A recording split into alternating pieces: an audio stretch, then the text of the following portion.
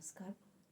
आज मैं जिस पुस्तक की बात करने जा रही हूँ वो पुस्तक है कादम्बरी देवी के का सुसाइड नोट। रंजन बंदोपाध्याय द्वारा लिखी गई ये पुस्तक है और जिसका अनुवाद किया है सुब्रा उपाध्याय ने। ये पुस्तक पढ़ के मुझे इतनी पीड़ा हुई कि मैं उसको व्यक्त नहीं कर सकती। पहले परिचय ले लेते हैं कि क्या कहते हैं कादम्बरी देवी कौन है और ये सुसाइड नोट किस संदर्भ में है। कादम्बरी देवी रवीन्द्रनाथ टैगोर की भाभी थी, उनके बड़े भाई की पत्नी थी वो कादम्बरी देवी। और मतलब रवीन्द्रनाथ टैगोर की भाभी थी वो, और उन्होंने आत्महत्या की।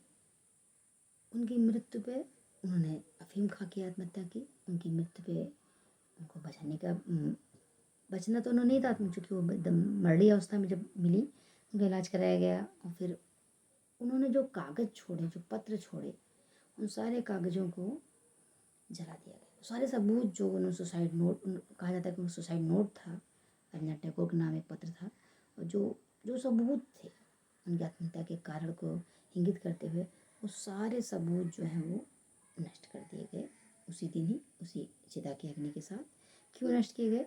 क्यों? ताकि उस परिवार को निंदा से बचाया जा सके, या उस मृत्यु के कारण को जान के समाज में उस परिवार को एक प्रतिष्ठित टैगोर परिवार, देवेंद्र नाथ ठाकुर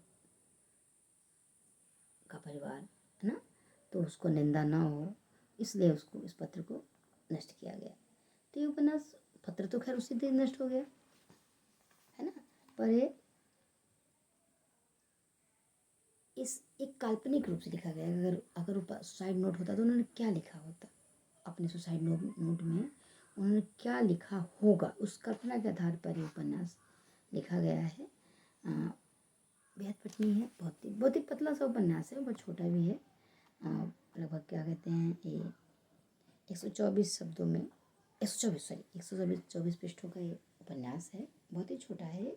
और उसमें जैसा कहा जाता है, ऐसे वैसे अगर आप रवीन्द्रनाथ टैगोर आपने पढ़ा है तो रवीन्द्रनाथ टैगोर के उपन्यास है नष्ट नीड़ उजड़ा घर, जैसे हिंदी में अनुवादित है, नष्ट नीड़ उनका उपन्यास है। उस उपन्यास में भी इस कथा को उन्होंने डाला है। इसी अपनी भाभी अपने भाई की कथा के आधार पर उपन्यास भी उन्होंने लिखा है कि किस तरह अपने भाई के घर रहते हैं और किस तरह भाभी से उनका प्रेम होता है, और किस तरह वो संबंधों के कारण उनकी भाभी जो उनसे प्रेम करने लगती हैं, और फिर अंत में वो उस उपन्यास में तो उन्होंने अपने को अलग करके आगे छोड़ के चले जाते हैं। और उसमें बाद में उस पर पिक्चर भी बनी है बंगाली में। बट यहाँ पर बात क्या हुई कि रवीन्द्रनाथ टैगोर की शादी हो गई, तो शादी हो गई तो रवीन्द्रनाथ टैगोर अपनी भाभी को भूल गए। उसमें हमें क्यों उस उपन्यास को पढ़ना चाहिए? कादम्बरी देवी अगर आज होती तो शायद बहुत बड़ी लेखिका होती, बहुत बड़ी कवित्री होती, या कोई और रचनात्मक काम करती होती। कादम्बरी देवी में बहुत प्रतिभा थी, पर टैगोर परिवार के परिवार में स्त्रियों की प्रतिभा का उतना महत्व नहीं था जितना कि पुरुषों को। कादम्बरी देवी उनके चूँकि रवीन्द्रनाथ टैगोर का परिवार ब्रह्म समाज को मानने वाला था, इसलिए उनको अच्छे घर की लड़कियों से उनके यहाँ विवाह नहीं होते थे, इसलिए वो लोग हमेशा अपने घर के किसी कर्मचारी के लड़कियों से विवाह करते थे। तो कादम्बरी देवी जो है उनके घर के कर्मचारी श्याम गांगुली थे, उनकी वो बेटी थी। उस दिन उनके भाई की विवाह हुआ था रवीन्द्रनाथ का। तो लेकिन उनको कभी भी वो समाज, उस घर में कभी भी वो सम्मान नहीं मिला।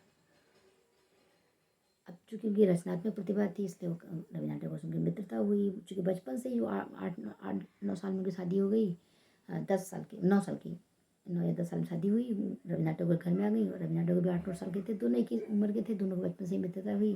फिर दोनों ही कविता लिखना, कविता सुनाना, पढ़ना, ऐसा करके उनकी मित्रता बढ़ती गई। और कहीं ना कहीं ये मित्रता जो एक स्त्री जो परिवार में अपमानित है, क्योंकि वो गरीब घर की स्त्री है और इतनी सुंदर भी नहीं है, तो अपमानित है, तो अपने अस्तित्व के लिए उसका जो परिचय अपने देवर से होता है, उससे उस संबंध को, एक चूँकि दोनों की रुचि से सामान्य, दोनों में मित्रता भी होती है, और एक मित्रता एक प्रेम में भी कह सकते हैं कि बदल जाती है, थोड़ी सी आत्मीयता है। पर रवीन्द्रनाथ टैगोर के लिए तो भी प्रेम है, पर रवीन्द्रनाथ टैगोर बाद में अपने विवाह के बाद अपनी भाभी को भूल जाते हैं और अपने नए जीवन में वो व्यस्त हो जाते हैं। तो ऐसे इसमें उनके विवाह के कुछ दिनों बाद ही कादम्बरी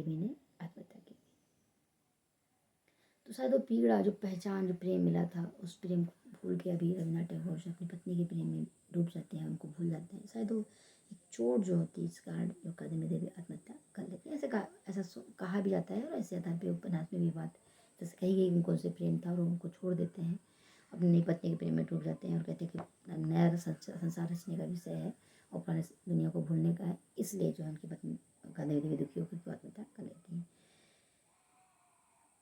वैसे ही नहीं है कि गांधी देवी रवींद्रनाथ टैगोर से प्रेम करती है। अगर इस तरह की हम चर्चा करेंगे तो बात होगी कि रवींद्रनाथ, ये तो अनैतिक संबंध था, एक स्त्री का एक पुरुष से अनैतिक संबंध होने का क्या अर्थ है। ऐसे तो उनके उनके पति जो थे उनका भी अपनी भाभी से बड़ा ही प्रेम संबंध था। सत्येंद्रनाथ टैगोर की जो पत्नी थी उनसे उनके पति का, कादम्बरी देवी के पति का अच्छा संबंध था। तो जो बड़े बड़े परिवार हुआ थे अंदर में बहुत सारे किस्से चलते रहते थे। बट यहाँ जो सब बात यह है कि एक विदुषी महिला जो है उसको समाज में सम्मान नहीं, मतलब वो प्रतिभाशाली है, उसमें रचनात्मक क्षमता है, वो लिख सकती है, पर लिखने का अवसर रवींद्रनाथ टैगोर को तो मिल सकता है, पर कादम्बरी देवी को नहीं मिल सकता। कादम्बरी देवी छप नहीं सकती या नहीं लिख सकती। और उस स्त्री को उस पनपच वाले परिवार में, जहाँ बाकी और स्त्रियाँ, बहुत बड़ा परिवार तो बहुत बड़ा है, लेकिन उस स्त्रियाँ ज़्यादा पढ़ी लिखी नहीं है, उस शिक्षा के प्रति आकर्षित नहीं है या रचनात्मकता नहीं है, तो एक रचनात्मक स्त्री को ऐसे समाज में सम्मान तो नहीं मिल सकता। तो समाज से भी वो उपेक्षित है, निंदित है, पति के लिए भी सिर्फ पत्नी है वो। तो ऐसे में कि जो प्रतिभाशाली स्त्री है, जब एक प्रतिभाशाली पुरुष के साथ सहचर्य में आती है और उससे संबंध में वो उससे एक तरह से आकर्षित भी हो जाती है और उससे अपने को अस्तित्व को एक पहचान पाती है, पर उस पहचान से जब बाद में इनकार कर दिया जाता है क्योंकि वो एक वस्तु है, तो अंततः अपनी उस पहचान न पाने की पीड़ा में वो स्त्री जो है वो आत्महत्या कर लेती है। तो कादम्बरी देवी जैसी और भी बहुत सारी स्त्रियाँ हैं आज भी समाज में जो पढ़ी लिखी हैं, प्रतिभाशालिनी भी हैं, लेकिन उनके पास वो अवसर नहीं है जो पुरुष के पास अवसर होते हैं आगे बढ़ने के, और वो सम्मान और पहचान भी नहीं है। तो ऐसी स्थिति में जो पीड़ा और तड़प है एक ऐसी स्त्री की, वो पीड़ा और तड़प जो है कादम्बरी देवी के चरित्र में यहाँ पे दिखाई देती है। तो ये पठनी की पुस्तक है, बहुत छोटी पुस्तक है, 124 पृष्ठ की, इसे जरूर पढ़ना चाहिए। और एक मेधावी, एक प्रतिभाशाली, एक सृजनात्मक प्रतिभा वाली महिला की जो पीड़ा होती है, क्योंकि आम समाज जो है ना रचनात्मक नहीं है, सृजनात्मक भी नहीं, आम समाज बहुत ही आम है। इस समाज, आम समाज में एक विशिष्ट महिला को ढलने में कितनी तकलीफ होती है, क्योंकि महिला से विशिष्टता की कामना तो खराब तो चलो मान भी किया भी जाता है, पहले ज़माने में विशिष्टता की कामना की नहीं जाती थी। आज की विशिष्टता के साथ वो सामान बनने की चीज़ होती है, मतलब बाहर नौकरी करे, सब कुछ करे, पर घर में खाना जरूर बनाए या घर के काम जरूर करे। तो विशिष्टता का सामान, उसको सामान बने रहना है और फिर उसको विशिष्ट बनने का पूरा अधिकार है। वो जो पीड़ा है यहाँ पे वो बहुत ही चोट पहुँचाती है, आघात पहुँचाती है इस उपन्यास में। और रवींद्रनाथ टैगोर का अपने नए जीवन में डूब जाना, अपनी नई पत्नी में डूब जाना, पर वो प्रेम की जो कसक है कादम्बरी देवी में, बस वो अकेलेपन की पीड़ा, अकेलेपन की क्षणों में ही वो रवींद्रनाथ से संबंधित होती हैं, उनसे जुड़ती हैं, और इस तरह छोड़ दिया जाने को इतना खलता है को आत्महत्या कर देती।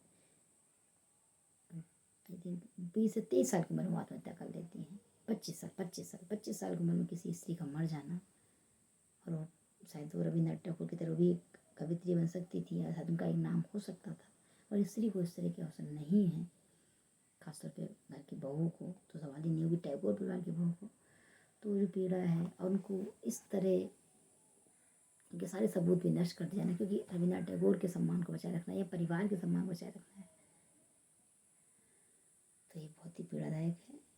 इस छोटे से उपन्यास को आप जरूर पढ़िए। इसी श्रृंखला में दूसरा उपन्यास लिखा गया, मैं रवींद्रनाथ की पत्नी बोल रही हूँ।